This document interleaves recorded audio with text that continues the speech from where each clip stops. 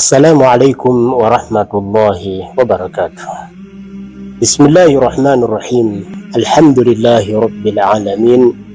Wassalatu wassalamu ala rasulillahi sallallahu alayhi wasallam. Amma ba'd. Ndugu yangu, na kukaribisha tena katika kipindi chetu cha tatu, ikiwa naendelea kukumbushana kuhusiana na hukumu ya mirathi katika Uislamu. Katika darsa lililopita tuliangalia haki zinazohusiana na mali ya marehemu.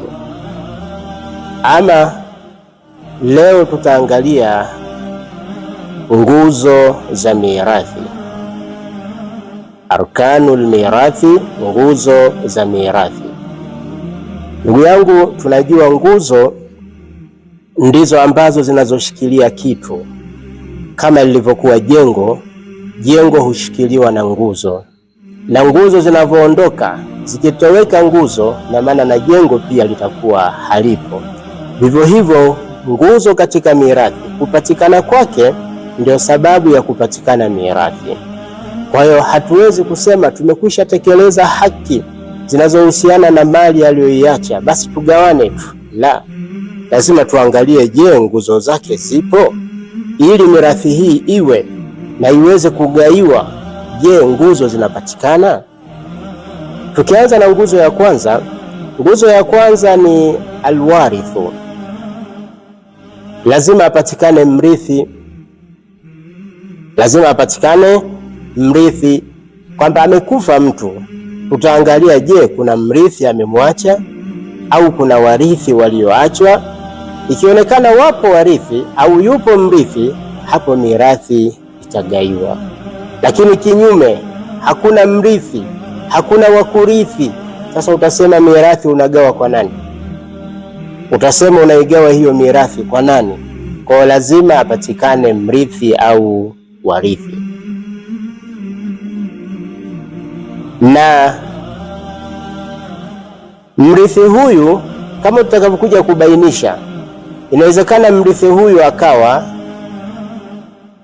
yupo hai, uhai wa uhakika, tunamuona huyu hapa, au inawezekana akawa ana uhai usiokuwa wa uhakika.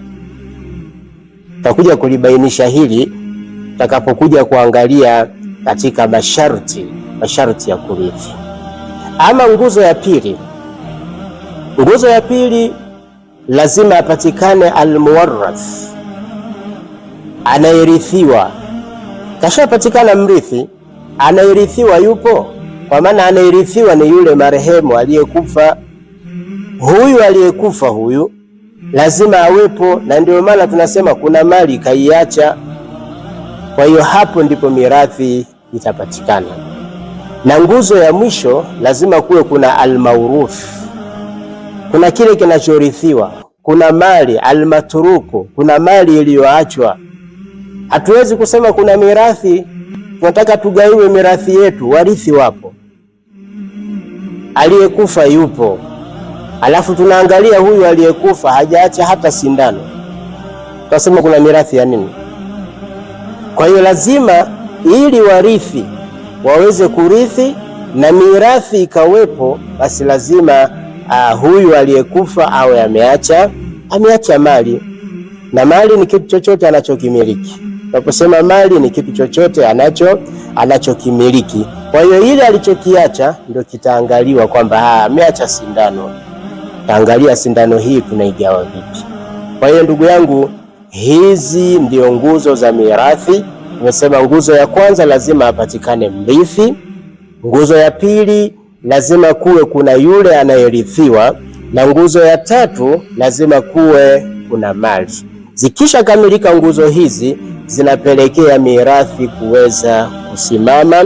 Lakini sio hizi tu, tutaangalia na mengine yanayokuja. Yote vipengele hivi tutakuwa tunaviunganisha. Vikiunganishwa vyote, tunasema sasa, jamani, mirathi iangaliwe iweze kugaiwa kwa watu wake. Tutosheke na nguzo hizi, na tutakuja kuendelea tena katika sehemu yetu ya 4.